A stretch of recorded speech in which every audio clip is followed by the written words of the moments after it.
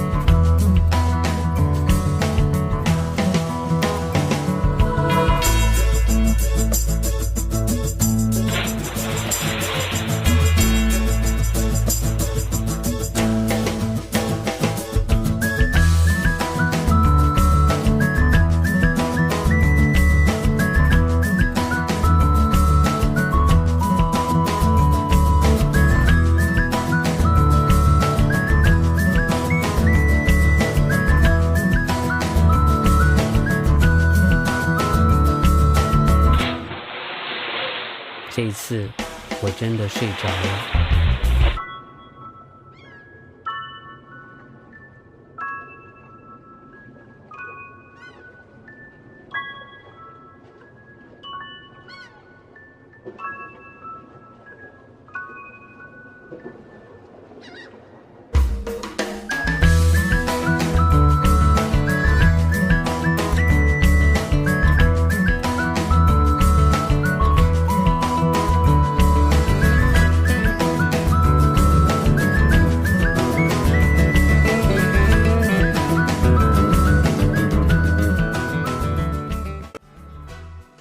Halo, perkenalkan, nama saya Cintana Trisida dari kelas 11 MIPA 7. Menurut saya, dengan adanya kesepakatan kelas kimia, membuat kelas kimia lebih menyenangkan dan asyik.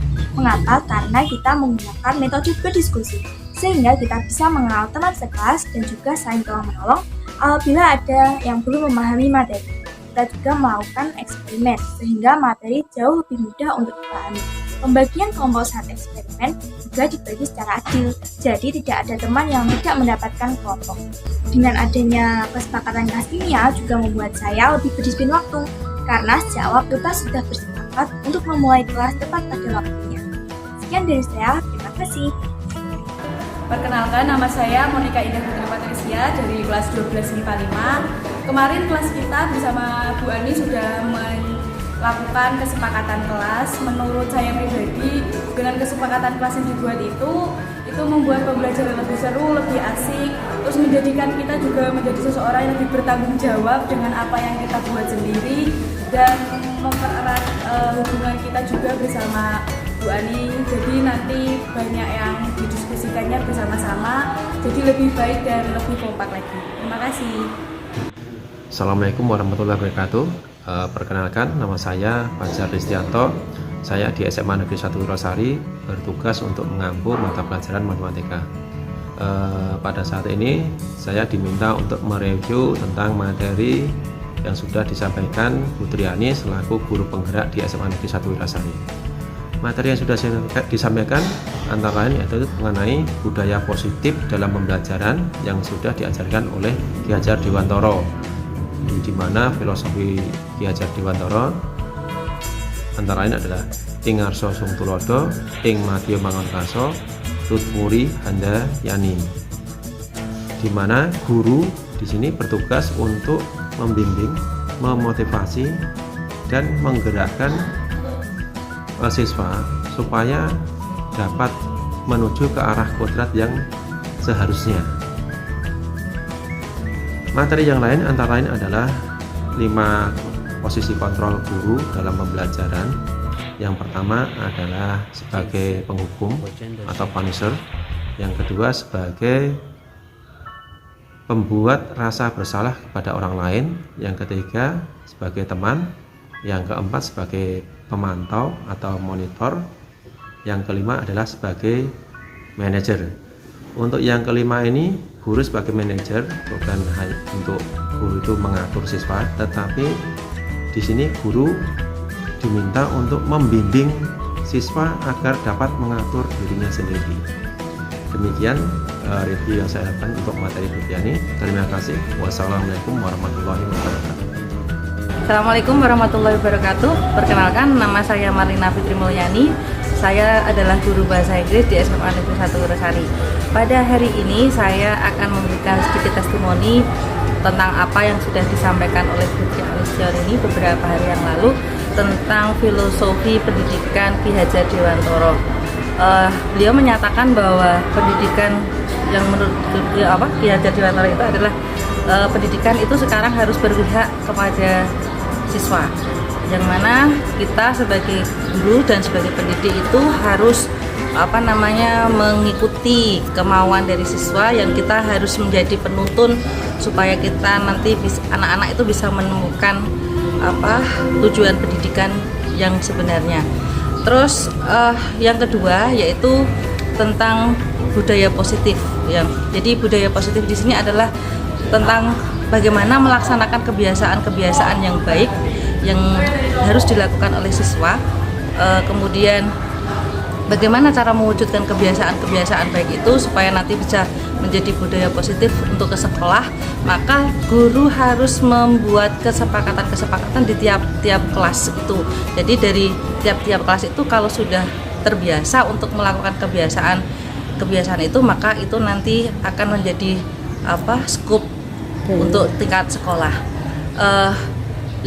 Kesepakatan itu nanti dibikin oleh siswa itu sendiri, terus mereka nanti akan belajar bertanggung jawab untuk melaksanakan apa yang sudah mereka kehendaki itu, dan guru tinggal tinggal menuntun supaya siswa itu bisa memenuhi apa yang sudah mereka sepakati. Oke, terima kasih. Assalamualaikum warahmatullahi wabarakatuh. Waalaikumsalam warahmatullahi wabarakatuh. Oke, kabar Bapak Ibu hari ini baik? Baik. Oke, pagi ini kita akan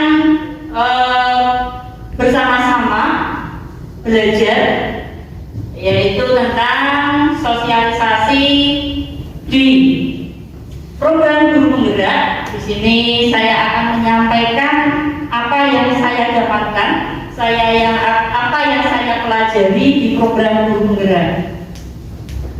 Di sini kita sama-sama belajar untuk mengetahui bagaimana perubahan pembelajaran yang terjadi di filosofi Ki Hajar Dewantara. Nah, di sini kita akan dikenalkan dengan pendidikan menurut Ki Hajar Dewantara. Pendidikan menurut Ki Hajar Dewantara adalah pendidikan merupakan tempat persemaian segala benih-benih kebudayaan yang hidup dalam masyarakat kebangsaan. Jadi pendidikan di sini kita bersama-sama membuat anak itu adalah bebas untuk menyampaikan ide-idenya dan belajar sesuai dengan kemampuan dan potensi yang dimilikinya. Lanjut,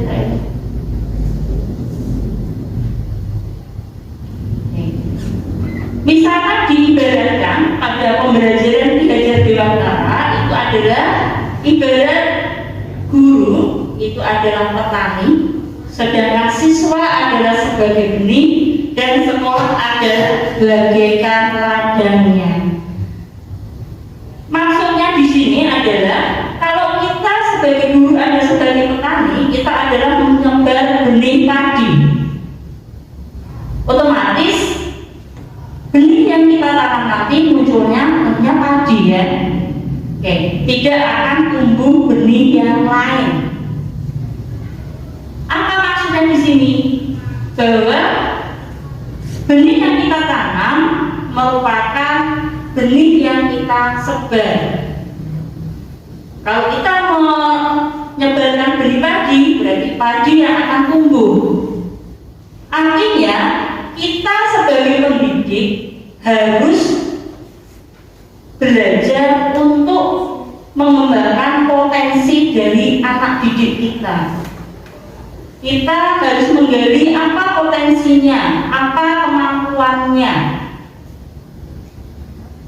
Nah, potensi yang ada itu harus kita benar-benar kita eksplor. Kita sebagai pendidik harus benar-benar tahu karakter anak, apa kemampuannya, sehingga apa yang dipunyai anak, kemampuan yang ada bisa maksimal. Ya. Jadi kita tidak boleh memaksakan anak tidak mampu hal, misalkan tidak mampu atau tidak punya keahlian musik, kita memaksakan otomatis nanti hasilnya tidak maksimal. Jadi harapannya di sini adalah siswa benar-benar tumbuh dan berkembang sesuai dengan potensi dan keinginannya. Itu adalah harapannya. Lanjut. Pembelajaran berpusat kepada anak. Di sini masing-masing anak adalah unik dan istimewa. Unik dan istimewa di sini artinya anak itu mempunyai bakat dan minat masing-masing. Seorang pendidik itu tugasnya hanya mengarahkan, menuntun, dan menggali potensi yang ada. Kita tidak boleh memaksakan apa yang kita inginkan atau memaksakan kehendak kita pada anak. Jadi kita harus menuntun anak untuk mengembangkan potensi yang ada. Itu yang dikatakan bahwa anak mempunyai keunikan dan keistimewaan. Tugas kita adalah menuntunnya untuk mencapai hasil yang maksimal dari potensi dan keunikan yang mereka miliki.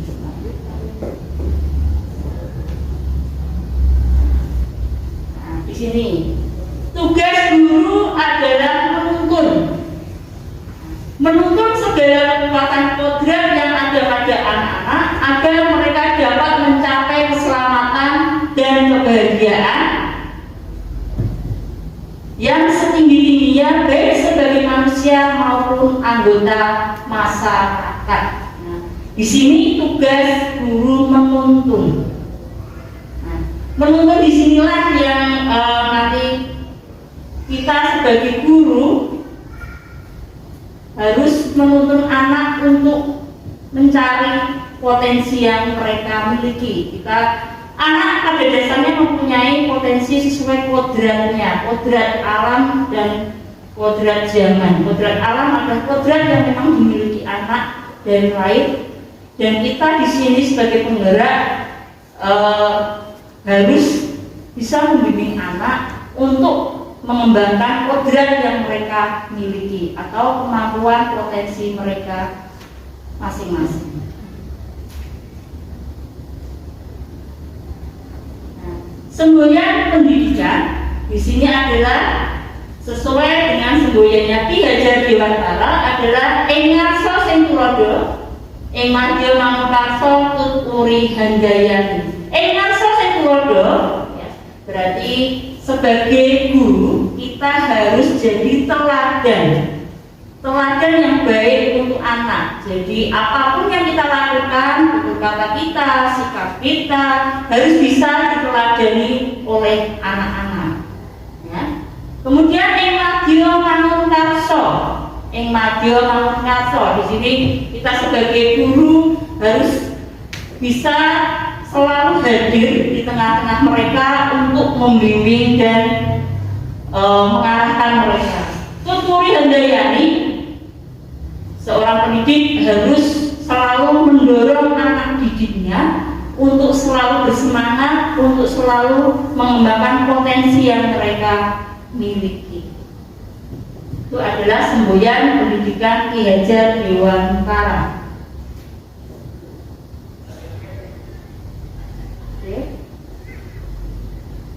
Dengan demikian, keharusan memandang anak dengan rasa hormat sehingga semua berorientasi pada anak.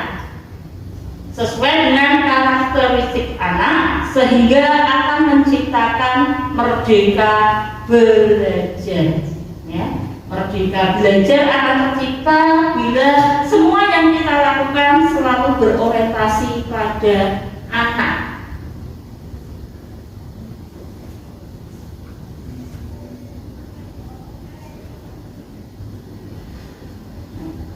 Implementasi di kelas. Proses pembelajaran harus menyenangkan dengan bermain sambil belajar dan peranan nilai agama dan budi pekerti. Memberi kebebasan anak untuk berpikir dan berkreasi. Pembelajaran harus berpusat pada anak. Membangun kolaborasi yang baik dengan semua warga sekolah dan orang tua siswa. Itu adalah implementasi yang ada di kelas. Jadi Ki Hajar Dewantara itu banyak merubah paradigma berpikir kita bahwa pembelajaran yang ada harus berpusat kepada anak, bukan berpusat kepada guru. Yang dulu berpusat kepada guru, kalau sekarang harus berpusat kepada anak. Kita benar-benar mengeksplor, mendengarkan apa yang diinginkan oleh anak. Ide-ide anak itu apa? Jadi anak bukan sebagai objek lagi, tapi dia sebagai subjek pembelajaran. Itu implementasinya. Kemudian hasil pendidikan, diharapkan pendidikan bukan hanya intelektualitas saja, tapi juga menghasilkan budi pekerti dan akhlak mulia, sehingga profil belajar Pancasila nanti akan terwujud. Jadi di sini nanti kita akan mewujudkan merdeka belajar dan profil belajar Pancasila. Jadi anak-anak hidup dan tumbuh sesuai kodrat sendiri, pendidik hanya dapat meralat dan menuntun tumbuh kodrat itu. Bebas dari segala ikatan dengan suci hati mendekati sang anak, tidak untuk meminta sesuatu, namun untuk berhamba kepada sang anak. Merdeka belajar memiliki tujuan utama, yaitu belajar Indonesia merupakan pelajar sepanjang hayat yang memiliki kompetensi global dan berperilaku sesuai dengan nilai-nilai Pancasila, sehingga akan mengacu 6 profil pelajar Pancasila. Nah, jadi di sini filosofi melalui pembelajaran Ki Hajar Dewantara pada intinya adalah kita sebagai pendidik harus menghamba kepada anak dan berpihak kepada anak. Jadi filosofi ini adalah merubah semua paradigma yang sudah kita lakukan, yang dulu kita sebagai pusat pembelajar, sekarang berbalik siswa yang menjadi pusat pembelajar. Guru sebagai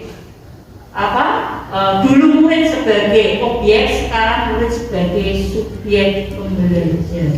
Jadi semua yang kita lakukan hanya untuk anak dan semuanya yang kita lakukan fokus pada ide dan keinginan anak. Lalu kita di sini sebagai pendidik harus selalu menuntunnya dan mengarahkannya sehingga kemampuan yang dia miliki pada akhirnya akan menghasilkan dengan maksimal. Oke, itu adalah filosofi Ki Hajar Dewantara. Jadi paradigmanya nanti adalah kita merdeka belajar dan menciptakan pelajar yang mempunyai profil pelajar Pancasila. Itu adalah untuk sesi yang pertama, yaitu tentang filosofi Ki Hajar Dewantara. Sampai sini mungkin ada yang ditanyakan?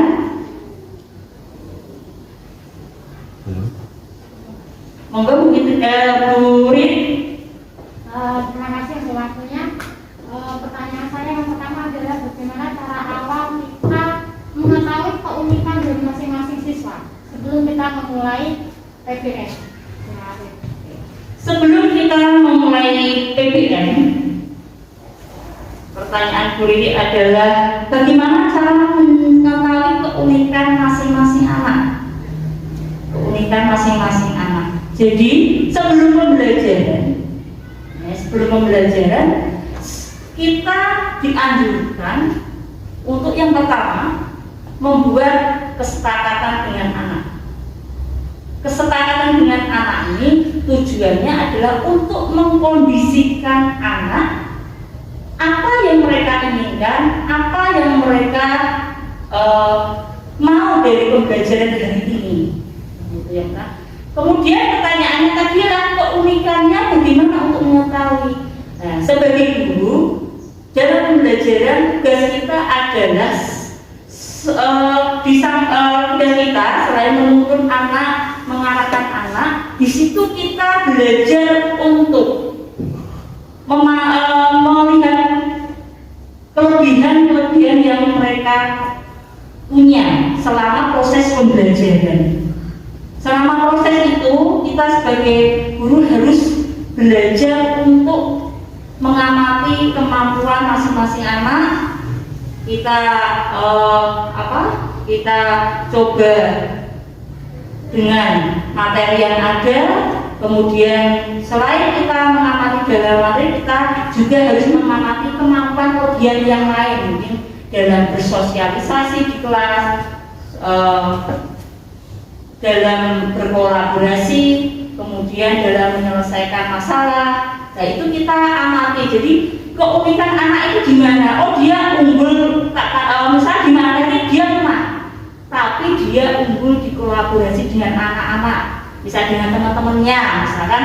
Oh, dia lebih cenderung bisa mengkondisikan teman-temannya, dia bisa memimpin dalam kerja kelompoknya. Jadi keunikannya dia di situ adalah dia mempunyai jiwa kolaboratif yang bagus dengan mana. Itu walaupun itu unik, artinya gini, kita di sini tidak hanya mengarah pada suatu mapel.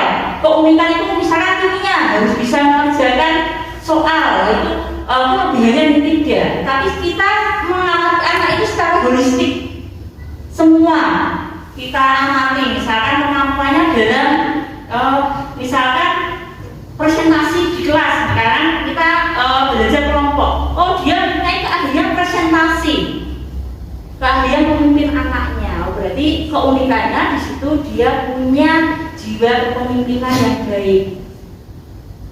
Dia bisa memimpin teman-temannya, berarti dia punya jiwa kolaboratif yang baik. Ya, jadi unik di sini bukan hanya semata-mata dia unggul dalam pelajaran, tidak, tapi dalam keseluruhan keunikan yang dia lakukan di kelas. Ya, jadi di situ sebagai guru kita tahu, ini cocoknya di bidang ini, dia cocoknya lebih ke olahraga misalkan, dengan kepemimpinan ada, dia cocoknya mungkin diarahkan lagi ke kelas cocok. Ya, itu namanya adalah keunikan anak. Jadi di sini sebagai guru kita bisa mengarahkan potensi yang dia miliki. Ya, jadi secara holistik, tidak secara hanya satu, yaitu bukan dalam bentuk pembelajaran saja, tapi secara keseluruhan kemampuannya. Mungkin itu keunikannya ya Bu Riri. Jadi keunikan bukan berarti keunikan secara mapel, tapi keunikan kemampuan yang mereka miliki. Demikian. Ada lagi mungkin?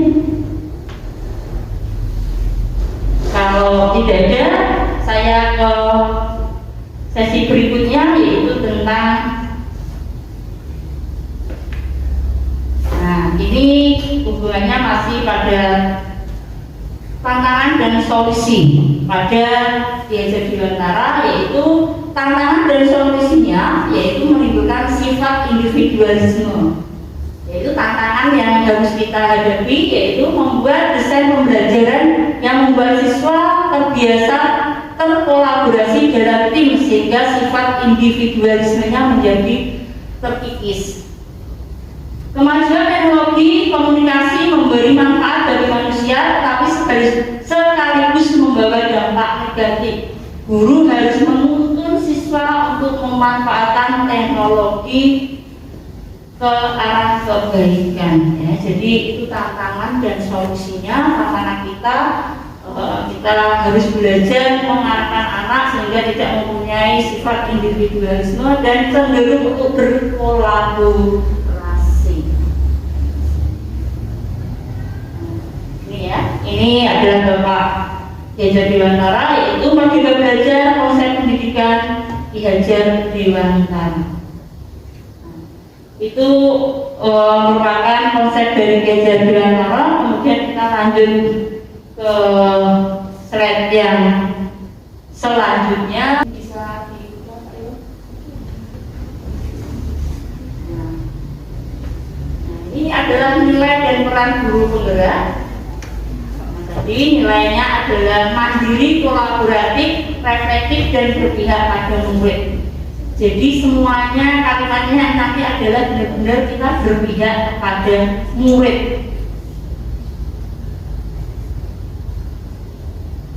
Jadi kolaboratif, mandiri, kita sebagai guru penggerak harus bisa berkolaborasi dan mandiri. Sekarang untuk berpihak pada anak, coba mungkin kita bisa berdiskusi. Berpihak pada anak itu yang ada di benak jenengan semua bagaimana? Mungkin Bu Fitri? Yang ditangkap mungkin bisa berdiskusi di sini. Kalau menurut saya berpihak pada anak itu bahwasanya kita itu dalam pembelajaran tidak melulu dari gurunya, jadi anak bebas untuk istilahnya memilih sumber pembelajaran sendiri dari mana. Guru hanya sebatas untuk mengarahkan manakala anak sudah menemukan poin yang memang harus dicari, terus kemudian kita untuk tinggal memberikan masukan saja. Kalau misalnya ada yang kekurangan atau bagaimana, kita tinggal memberikan masukan yang lebih untuk penekanan pemahaman ke materinya. Terus ya semuanya apa-apa yang dilakukan di dalam pembelajaran senternya di anak. Apa seperti itu? Oke, terima kasih ya. Betul ya. Jadi intinya pembelajaran semuanya berpusat pada anak, ide dari anak, kemudian apa yang diinginkan anak. Sebagai guru harus kreatif. Mengapa kita punya nilai guru penggerak itu kreatif? Jadi di pembelajaran itu kita harus kreatif. Kira-kira materi ini digunakan dengan metode apa? Dan yang penting adalah menyenangkan dan terkesan anak itu walaupun santai bermain, tapi konsep pembelajarannya tetap mengena, tetap ada di alur tujuan pembelajaran, yaitu materi tetap tercakup tapi kemasannya adalah menyenangkan. Nah, jadi sekarang tidak ada pembelajaran yang serem ya. Jadi enjoy, santai, menggembirakan, tapi anak tetap paham akan materi yang kita berikan. Itu adalah konsep pembelajaran yang menyenangkan dan berpusat kepada anak. Oke. Nah, itu nilai guru penggerak, yaitu mandiri, kolaboratif, tadi reflektif, berpihak pada murid. Kemudian peranannya menjadi teladan dan agen transformasi, diharapkan sebagai kita bisa jadi teladan, mendorong tumbuh kembang peserta didik secara holistik, tadi seperti yang ditanyakan Bu Fitri tadi, mendorong kolaborasi antar guru, menggerakkan komunitas praktisi dan mewujudkan kepemimpinan murid. Kita lanjut pada budaya positif.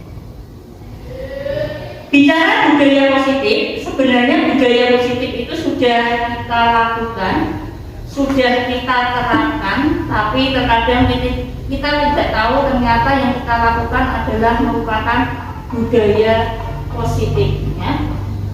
Nah, ini tugas di budaya positif sekilas, yaitu tentang budaya positif yang ada, kemudian saya harus menerapkan budaya yang ada.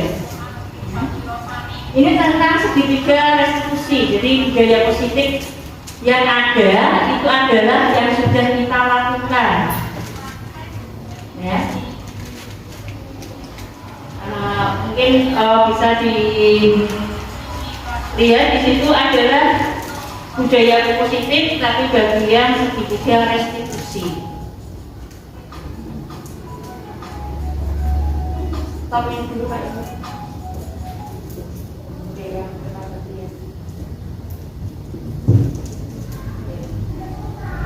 Sekarang budaya positif, mungkin dari benak jenengan budaya positif berarti adalah sesuatu hal yang baik, ya enggak?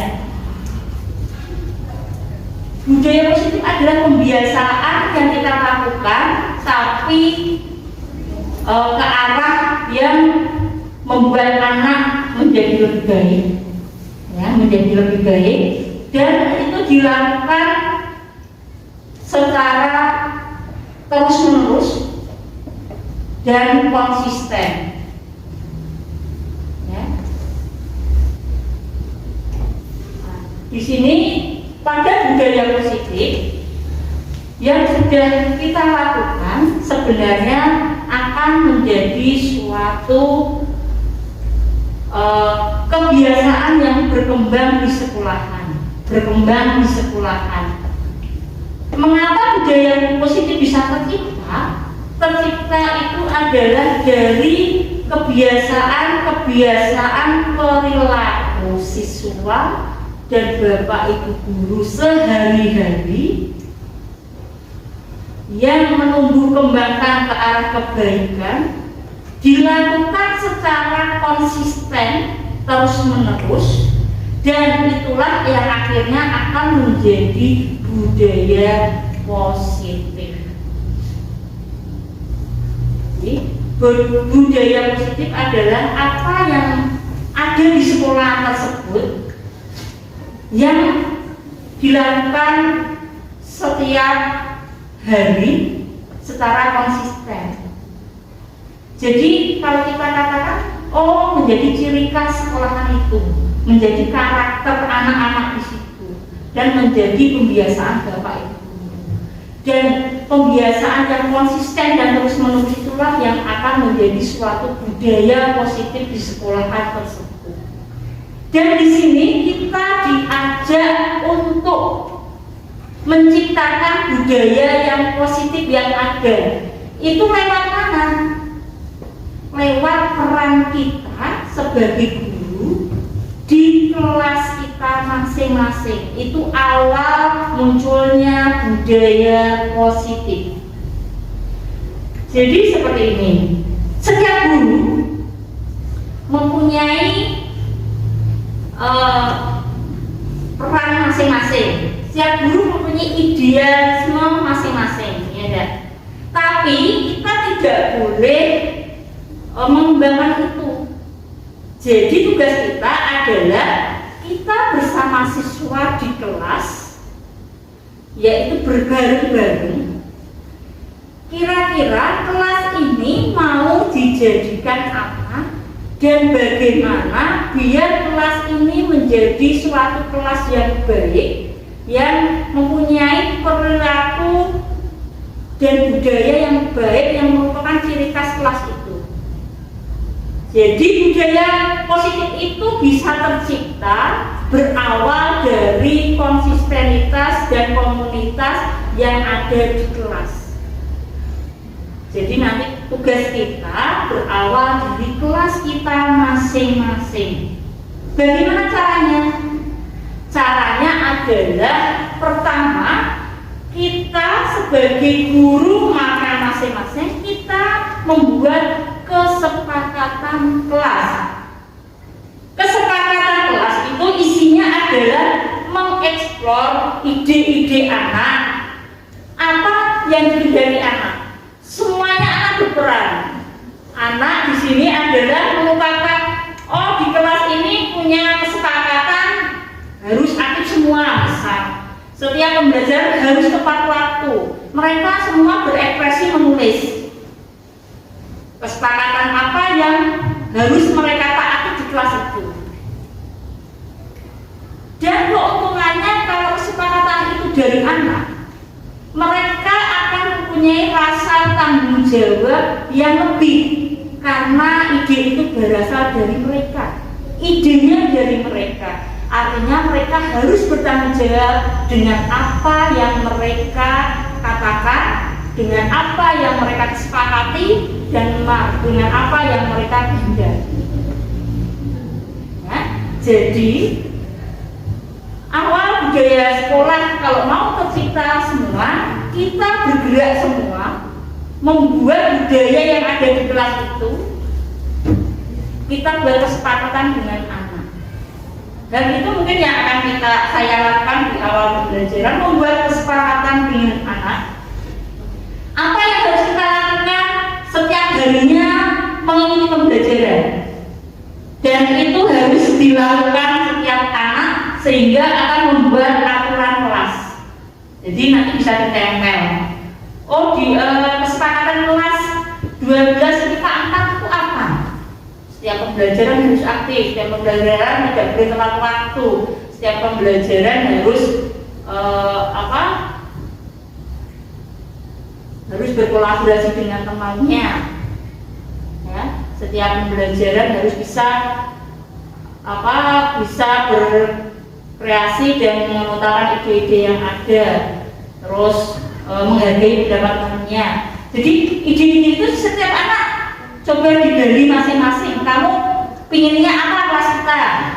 Setiap anak, jadi misalnya ada 36 siswa, berarti kan punya ide 36. Nah, kita nanti rangkum kira-kira yang hampir mirip-mirip kita sama. Oh, ini intinya sama. Akhirnya kan akan membuat menjadikan suatu peraturan kelas, kesepakatan kelas. Ya, kesepakatan itulah nanti yang akan benar-benar dijalankan anak. Dan kita dari kesepakatan itu kita menciptakan suatu suasana yang baik, yang bisa mempermudah dan memperlancar dalam pembelajaran. Ya, jadi dari kesepakatan per kelas-kelas itu nanti akan muncul suatu kebiasaan yang baru yang akan ditepati dan dilakukan oleh anak-anak. Kalau setiap anak dalam kelas punya kesepakatan masing-masing dan itu dilakukan secara konsisten dan terus-menerus, akhirnya kan akan menyeluruh. Nah, setelah menjadi suatu yang bersifat universal dilakukan oleh banyak anak, dan itu akan menjadi suatu budaya positif di sekolahan. Jadi budaya positif di sekolahan tercipta dari kesepakatan kelas, kemudian berkembang dan dilakukan secara konsisten dan terus menerus. Ya, itu yang dinamakan proses budaya positif. Di dalam budaya positif itu ada beberapa yang harus dilakukan oleh guru. Guru di sini mempunyai peran. Peran guru itu ada istilah kalau di sini adalah sebagai guru kontrol. Hal yang baru bagi saya waktu mendengar, tapi ternyata itu sudah kita lakukan. Guru kontrol itu adalah suatu sifat yang harus kita miliki sebagai pendidik. Ya, ada kontrol sebagai penghukum, sebagai yang kedua adalah merasa bersalah, kemudian sebagai teman, sebagai monitoring, dan ketiga sebagai manajer. Ya, di sini ada posisi kontrol. Kita mengenal hal baru bagi saya adalah mengenal posisi kontrol. Posisi kontrol yang harus kita punyai apa sebagai guru? Nah, kita selama ini mungkin ke anak, kalau kita masih menghukum anak, itu kita masih pada posisi kontrol menghukum. Itu tingkatan terendah bagi seorang guru. Ya. Harapannya apa? Harapannya kita sebagai guru itu sudah pada posisi manajer. Manajer itu yang bagaimana? Yang ikut serta anak menanyakan permasalahannya, ikut bareng mencari solusi, mendampingi anak dalam menyelesaikan masalah dengan merangkul anak, ya, artinya dengan memberi kenyamanan bagi anak dalam menyelesaikan suatu masalah. Itu adalah posisi kontrol tertinggi bagi seorang guru. Ya, di sini seorang guru harus mempunyai peran sebagai pembimbing anak, sebagai tempat ternyaman bagi anak untuk menyelesaikan permasalahan yang ada. Kita belajar untuk berkolaborasi dengan anak menyelesaikan segala masalah yang ada. Itu adalah tingkatan tertinggi dari seorang guru, yaitu manajer. Nah, harapannya di sini kita akan dapat menjadi manajer bagi anak, dan anak itu bisa menjadi seorang manajer bagi dirinya sendiri dengan berlatih untuk menyelesaikan masalah dan solusinya dengan bijak, ya, dengan bijak. Setelah kita mengenal posisi kontrol, di situ kita mengenal segitiga restitusi. Segitiga restitusi itu apa? Di sini adalah restitusi adalah proses menciptakan kondisi bagi murid untuk memperbaiki kesalahan mereka sehingga mereka bisa kembali pada kelompok mereka dengan karakter yang lebih kuat. Itu namanya restitusi. Restitusi itu adalah tahapan setelah kita tahu posisi kontrol kita, bagaimana kita harus menyelesaikan masalah dengan segitiga restitusi. Tahapannya. Nah, ini adalah 3 tahapan restitusi. Yang pertama, menstabilkan identitas, validasi tindakan yang salah, menanyakan keyakinan kelas. Jadi, dengan kita menyelesaikan masalah, yaitu kita menstabilkan dulu sebenarnya itu masalahnya apa. Kalau kita menyelesaikan masalah dengan anak, ya, kita menstabilkan kesalahannya itu yang bagaimana. Kemudian anak ditanya, melanggar kesepakatan yang sudah dibuat atau tidak. Jadi anak itu dilatih untuk ikut berpikir dalam menyelesaikan masalah atau membuat kesalahan. Dia tahu posisinya, dia salah atau tidak, mengarahkan, kemudian kembalikan lagi apakah dia itu melanggar kesepakatan kelas yang dibuat tadi atau tidak, yang sudah dibuat di kelas atau tidak. Kalau dia menyadari kalau dia sudah melanggar kesepakatan yang ada, dia akan dengan sendirinya berpikir bagaimana dia bisa melanggar hal yang sudah disepakati, ya, disepakati. Jadi di situ segitiga restitusi harapannya bisa membantu guru untuk menyelesaikan masalah yang ada. Nah, di sini adalah peran seorang guru penggerak belajar untuk mulai tergerak. Kita semua mulai tergerak, kemudian kita bergerak dan menggerakkan. Harapannya dari hasil ini kita sedikit tergerak dalam apa? Dalam proses pembelajaran, mengubah paradigma kita mengajar, mengubah paradigma kita dalam menangani anak, dan belajar untuk berinovasi, mencari model pembelajaran dan cara pembelajaran yang menyenangkan dan berkolaborasi dengan anak. Nah, jadi itu adalah mengenai fungsi dan manfaat belajar dalam filosofi Ki Hajar Dewantara beserta budaya positif yang ada. Mungkin dari ini budaya positif, mungkin ada yang mau disampaikan atau hanya sekedar untuk sharing saja. Bani?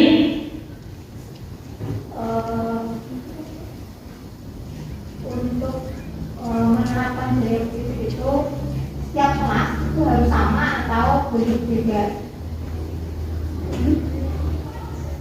Oke.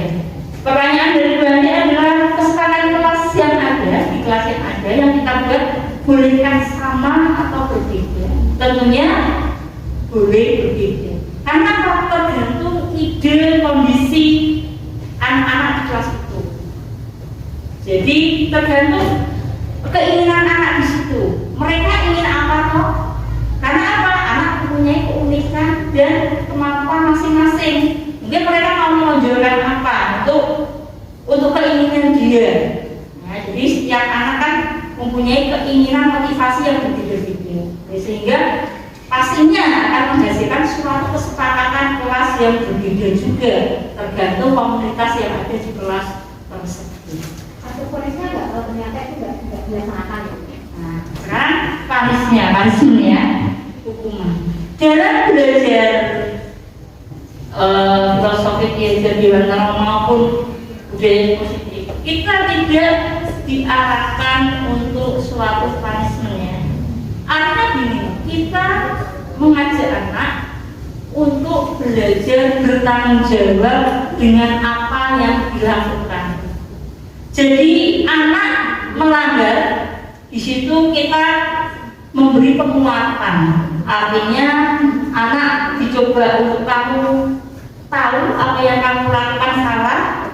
Kemudian kita mengarahkan, kita mencoba untuk menggiring anak untuk setelah tahu kesalahannya, mereka punya tanggung jawab untuk tidak mengulangi lagi. Jadi tugas kita di sini adalah memberi tekanan cara berpikir. Jadi artinya kita masuk secara hati. Kita mencoba, memang anak kalau dihukum mungkin tidak jerah kayak sendiri. Kita coba. Dan memang di sini kita ditugaskan atau kita diajak belajar untuk menyelesaikan masalah atau menghadapi anak itu dengan lebih mengembalikan anak untuk itu berpikir, mencari solusi yang ada. Kita bareng-bareng itu harapannya lebih mengena. Artinya kita bicara dengan lebih secara lebih artinya lebih nyata lah. Kalau kamu seperti ini, kira-kira hasil kamu yang kamu dapatkan apa? Kita beri penguatan pada anak itu, belajar untuk bareng-bareng mencari solusi. Mungkin kalau kita bicara dari hati ke hati, lebih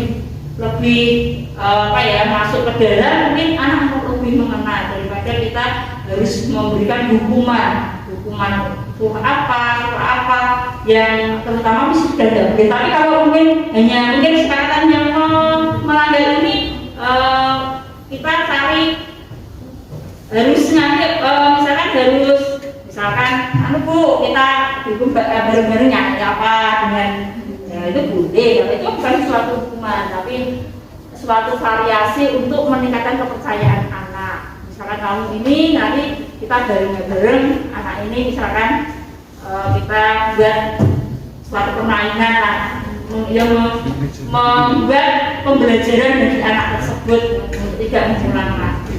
Itu mungkin dari restitusi yang ada, cara mencari solusi. Jadi di sini kita belajar bareng-bareng, artinya menyelesaikan semua permasalahan anak itu dengan bareng-bareng. Anak itu mencari solusi, sehingga di situ tanggung jawab anak dan kita pun malah lebih tinggi. Jadi kita lebih kembali ke tanggung jawab masing-masing, mengenai ke hati mereka. Itu adalah solusi yang harus kita berikan kepada anak. Kita bareng-bareng mencari solusi. Sebagai manajer, kita harus membuat anak itu setelah tahu menyadari kesalahannya, dia bisa kembali ke komunitas kelasnya dengan keyakinan dia yang lebih baik. Keyakinan dia, kalau saya itu melanggar ini, berarti besok saya tidak akan melanggar ini lagi karena akan merugikan bagi saya sendiri. Itu mungkin solusi yang diberikan. Terima kasih. Kita sudah sudah masuk pada sesi yang terakhir yaitu budaya positif. Sebelum saya akhiri dengan presentasi tentang budaya positif, mungkin ada satu pertanyaan lagi. Ya, ini Pak Wajah, silakan. Kira-kira dari penerapan nantinya sebagai guru penggerak, itu materi yang diajarkan apakah ada pengurangan, Bu? Dari kurikulum 13 kan sudah ada materi yang sudah dinyatakan. Kira-kira nantinya ada perubahan dari kurikulum yang ada. Jadi Bapak Ibu guru, misalnya dalam satu semester ada 6 KD, kemudian diubah untuk sampai kita kan mengarahkan pada siswa sebagai subjek ya, dan itu otomatis dalam pembelajarannya membutuhkan waktu yang panjang. Nah, di situ kira-kira apakah ada pemampatan materi atau pengurangan materinya? Ya, terima kasih. Oke, terima kasih. Hal itu sebenarnya ya sama seperti menurut saya yang saya tanyakan. Terus terang di sini karena kita belum sekolah penggerak, saya tidak tahu persis tentang kurikulum penggerak, itu yang pertama. Tapi pernah saya tanyakan di situ bahwa dalam pembelajaran, entah itu kurikulumnya apa, dalam menyikapi suatu materi pembelajaran. Oke, kita kan dituntut kurikulum untuk menyelesaikan suatu materi yang begitu banyak, ya. Tapi disitulah peran seorang guru, ya. Artinya apa? Misalkan dari 3 KD yang harus kita selesaikan, atau di situ mungkin mengatakan banyaklah, misalkan ada 5 KD. Dengan pembelajaran yang dikemas dengan mungkin menyenangkan, bermain, itu banyak mungkin dari pemikiran menyita waktu ya, apakah materinya selesai atau tidak pada akhir. Nah, di situ kita diajak untuk berinovasi, berkreasi untuk bagaimana kita memilah dan memilih materi, ya, memilah dan memilih materi mana yang sekiranya bisa kita gunakan metode yang menyenangkan atau bermain. Kita kemas, misalkan di sini materi, kita takut materi tidak selesai karena terlalu, kalau bermain dan lain itu tidak fokus kayak gitu ya. Nah, di sini kita ada kemasan pembelajaran yang kita kemas secara satu tadi itu kita kemas secara misalnya secara materi, benar-benar kita fokus ke situ. Nanti ada materi yang kita buat dengan suasana yang menyenangkan, suasana yang untuk refresh anak-anak, mengeksplor anak-anak. Baru kita buat menyeting pembelajaran, pada akhirnya kita sendiri nanti bisa yang menentukan hasil akhirnya. Artinya seperti ini, kita diberi kuasa penuh untuk menentukan soal yang akan kita keluarkan dalam suatu penilaian.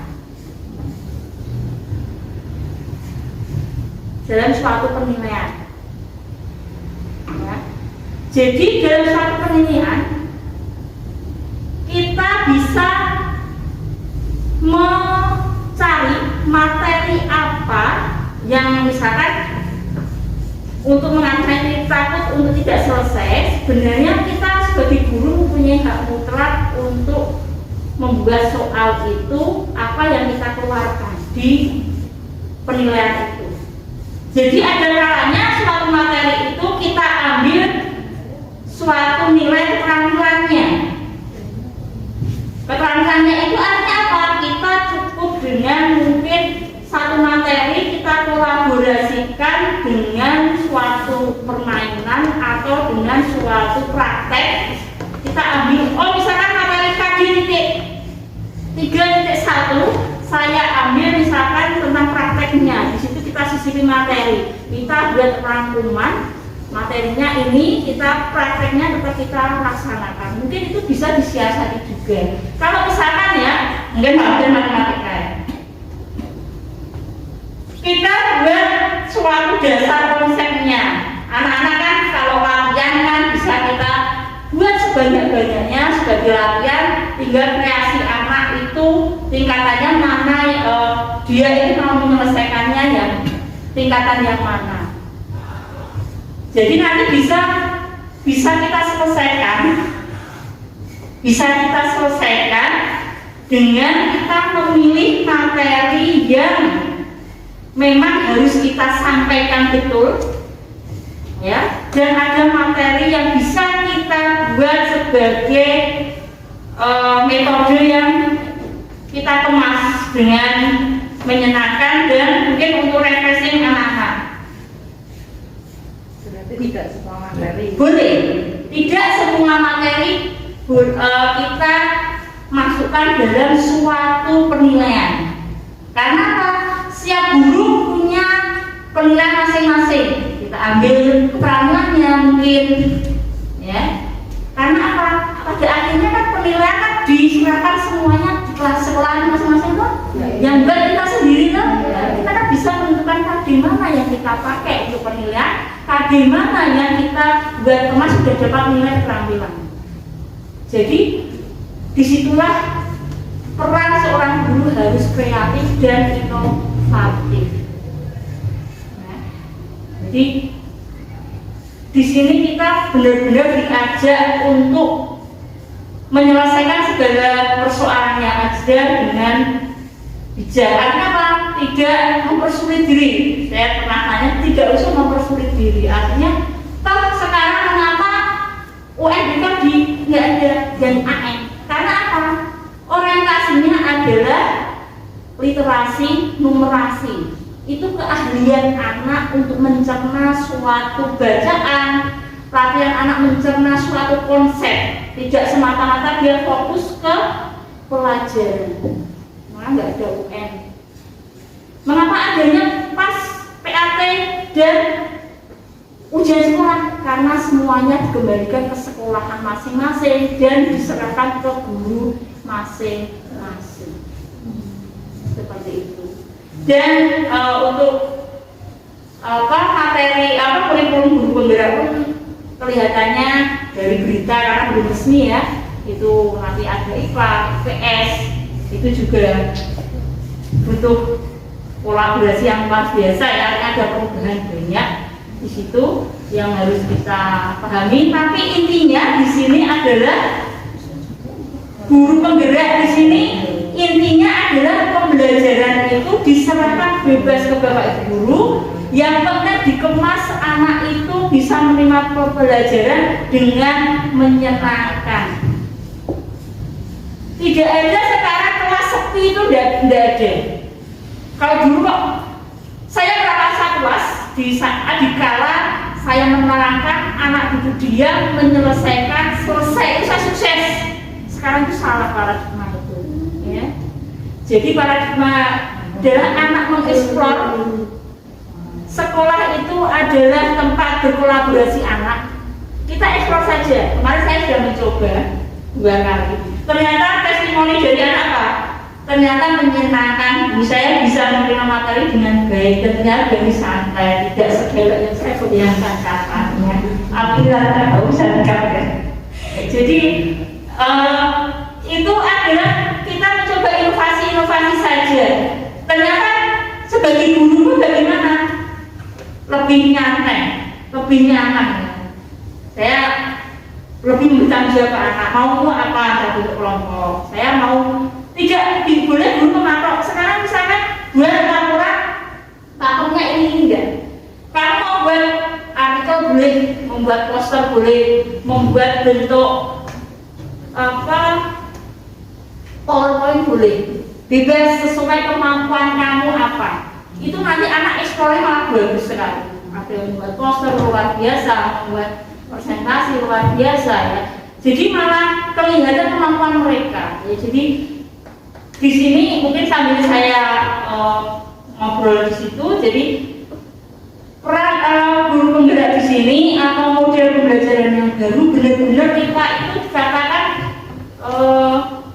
kita sebagai apa ya, hanya mungkin atau fasilitator saja, atau yang di kalimat yang dulu sejak saya terima adalah kita menghamba kepada murid. Pertama saya mendengar itu pikir mosok guru menghamba murid. Nah terus piye? Nah itulah sekarang biasanya menurunkan ego kita. Kita tidak selalu benar. Ya, kadang anak kemampuannya lebih di tingkat IT-nya. Ya, jadi sekarang itu kolaborasi. Jadi tidak ada monoton kita memberi ilmu, tidak. Jadi hanya berkolaborasi dengan anak. Jadi kita bareng-bareng, misalkan materi ini. Kalau enak pakai apa? Saya tawarkan diskusi. Bu Ani kasih YouTube ini kamu mencerna, kita nanti presentasi. Yang enak yang ini. Kalau kamu yang ini, kesepakatannya apa? Kita aktif Bu, ya nanti maju Bu.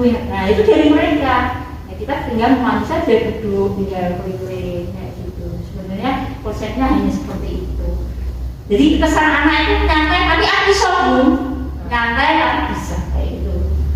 Tapi walaupun bermain atau apa, tapi tidak keluar dari tujuan pembelajaran. Tujuan materinya apa?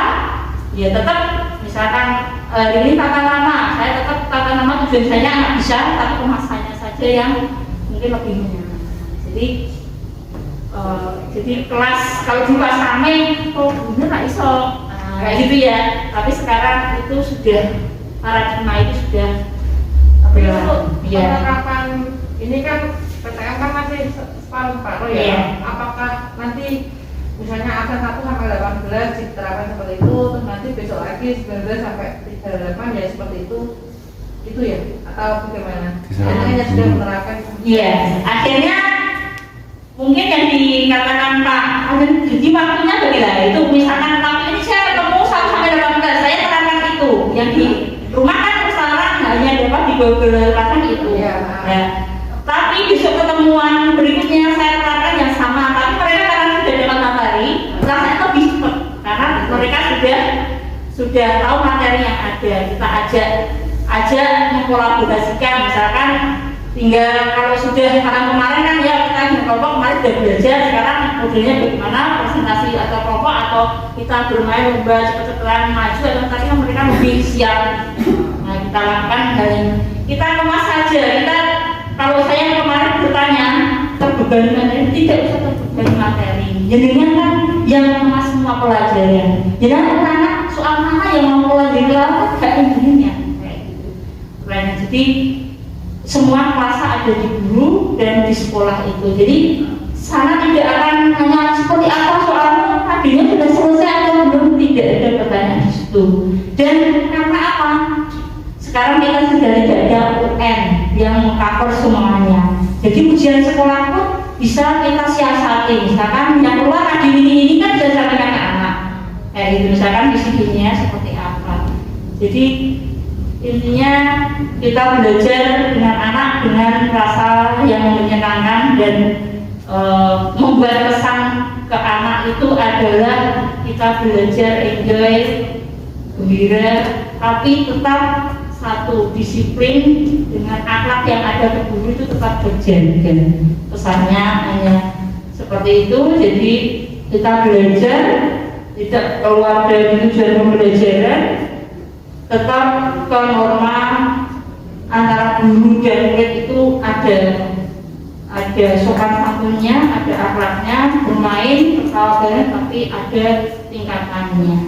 Itu saja. Mungkin tadi sebenarnya pertanyaan Pak Azhar yang melebar itu seperti itu ya Pak Azhar ya. Itu kemarin sudah jadi diskusi di luar ini. Betul nak mengulik pelajaran gambar sampai ini. Diperbolehkan mengurangi KD ya? Bukan Tidak mengurangi KD. tapi kita memilih KD yang bisa di. Iya, maksudnya gini Bu, apakah nantinya ada itu dari KD yang ada misalkan terlalu banyak ya, kita memilih. Nah, dari memilih itu kan misalnya ada tetap kita ada batasan KD yang tetap, atau kita hanya memilih KD yang kita pilih sebagai menggunakan metode tadi, ya, seperti itu loh. Jadi semua KD tetap terlampaui, kita ya. milih materi mana yang kita bisa buat untuk permainan biar untuk menenangkan, tapi tadi yang lain bisa kita kemas dengan kita kan bisa membuat konsep pembelajaran dulu. Tapi semua KD terlampaui dan nanti kita bisa menitik beratkan materi mana yang berat dan bisa kita konsep, ya. Itu saya rasa bisa lah kita sebagai guru mengkolaborasikan, saling berhubungan. Jadi semua KD tetap kita lampaui, tapi bagaimana cara kita berinovasi dengan cara model pembelajarannya, penilaiannya. KD 1 bisa kita buat dengan permainan yang kita ambil keterampilan anaknya, kita bisa. KD yang lain bisa kita bentuk permainannya dengan materi konsep yang matang. Jadi tidak monoton pelajaran harus seperti itu, gitu. Ya. Jadi kemasannya pembelajaran seperti itu. Dan harapannya dan tidak harapannya saja, saya sudah mencoba beberapa kelas, alhamdulillah anak mau lebih merespon itu daripada saya menerangkan serius dan menegangkan, ya. itu testimoni anak-anak, ya. Saya bicara testimoni anak-anak. Saya terus jujur kegiatan pagi ini seperti apa. Oke, itu saja ya. Ini sambil ngobrol saja ya. Nanti kan kalau itu bisa dekat ya Pak ya. Jadi sambil sharing pengetahuan saja. Jadi apalagi nanti kalau ini kurikulumnya sudah turun lagi penggerak kan beda jauh katanya saya karena belum tahu draftnya ya, katanya kan nanti kelas 11-nya belum bisa. Itu saja ada banyak IPA, IPS atau anak ditawarkan ini pelajaran yang mana yang dia sukai. Nah, itu yang kita sukai itu cara pakai sebenarnya tantangan dunia ya lebih menarik itu lebih pelek bocah. Nah, dua ini kayak sepele. Artinya seperti itu mungkin berinovasi bagaimana mensukai anak pembelajaran. Udah selaris. Iya, tapi karena belum ada resmi kurikulumnya, PP-nya kan jangannya kan undang-undang. Kalau itu ada resmi baru mungkin ada sosialisasinya, ada seperti apa kan. Ini hanya gambaran umum berita-berita dari Pak Nadiem yang bicara nanti seperti ini ya. Kemarin Bu Rini juga pernah prosesnya Bu Rini nanti pembelajarannya malah ada apa? Nah, makanya kan baru seperti itu ya, belum ada resminya. Tapi kan dari situ saya kan, oh berarti arahnya mengapa kok kita dikemas untuk belajar menyenangkan, bisa mempengaruhi anak, bisa disukai anak, itu mungkin arahnya ke situ. Ya. Jadi, terus gurunya ngapain kalau nggak kepilih? Ya tetap tetap. Nah itu pertanyaan yang lucu, bisa jawab ya. Tetap apa? Tetap suatu sekolahan itu mengkondisikan. Tahu kurikulum 2013? Nah, apa aja saya mengkondisikan bagaimana semua guru bisa tercover dalam pembelajaran itu. Tetap sekolah itu mesti mengarahkan, nanti membuat draft. Oh tetap ada ini jamnya, kelas ini di bar ini, kayak gitu. Karena dari situ kan ada persaingan guru tuh selalu berinovasi dan menjadi yang lebih baik. Itu tujuannya mungkin seperti itu ya. Jadi di sini mungkin pertama awal saya juga tidak bisa masuk ke situ ya, untuk menggambar kepada murid kita menurunkan ide-ide kita. Aku tuh sehingga ternyata itu tujuannya ya kita menuntun sebagai motivator di belakang kita. Ternyata setelah saya terapkan di 3 kelas, saya yang nyaman. Mereka harus ide masing-masing melalui api-api daripada saya masih ya buat tugas.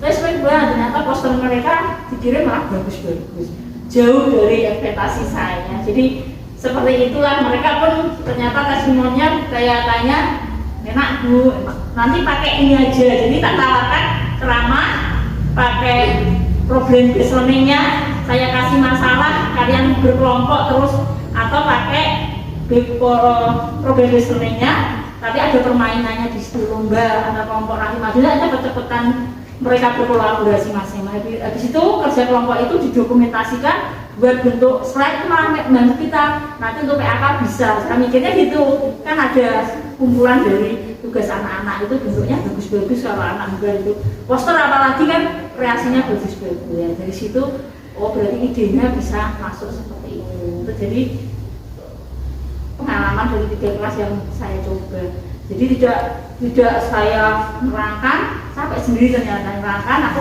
nunggu anak, ternyata lebih asik saya melempar ke anak seperti itu. Saya hanya yang pasti satu apa tugas guru, menguatkan materi yang ada. Nah, itu penguatannya. Bebas kalian bermain, bebas kalian berkolaborasi. Terakhir kuatkan yang mereka diskusikan, yang benar itu ini, yang benar itu ini. Jadi anak belajar kolaborasi dengan pikirannya masing-masing, akhirnya bermuara ke satu pembahasan yang benar. Bisa? Iya, maksudnya kalau PTN nanti, nah kita coba saja, insya Allah menyenangkan. Kalau PTN itu kan apa istilahnya, kita kan tetap disuruh menaati prokes ya. Kalau disuruh diskusi begitu, Nah, posisi duduknya anak gimana? saya posisinya ya sama anak duduk. Sebenarnya saya tanya dulu di sini. Sepakatan sehat semuanya, ada yang bilang gini-gini, ya Bu, bisa. Itu kan kesepakatan kelas, makanya kita mengapa kesepakatan, kalau ada apa-apa kita sudah kesepakatan salah satu kelas, itu kata kuncinya di situ. Jadi kesepakatan kita ambil di awal. Iya, saya kemarin diskusi terus. Tapi kesepakatannya yaitu sehat semua, ada yang meriang, batuk, pilek, kalau ada yang mikir aja. Gak apa-apa, duduk bareng-bareng. Gak apa-apa, Bu, sehat semua. Oke, kalau sehat semua, ya.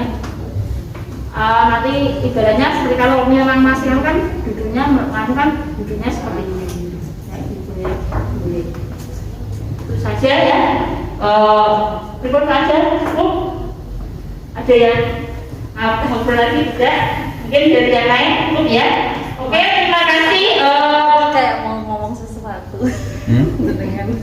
Enggak, kayaknya ada yang angan-angan gitu loh. Ada yang masih mengganjal gitu, makanya saya tanyakan. Mungkin ada yang didiskusikan, walaupun bersedikit kita bisa sharing pengetahuan saja. Langsung ya Pak? Iya. Lu tahu ya? Enggak, sama Pak Fajar.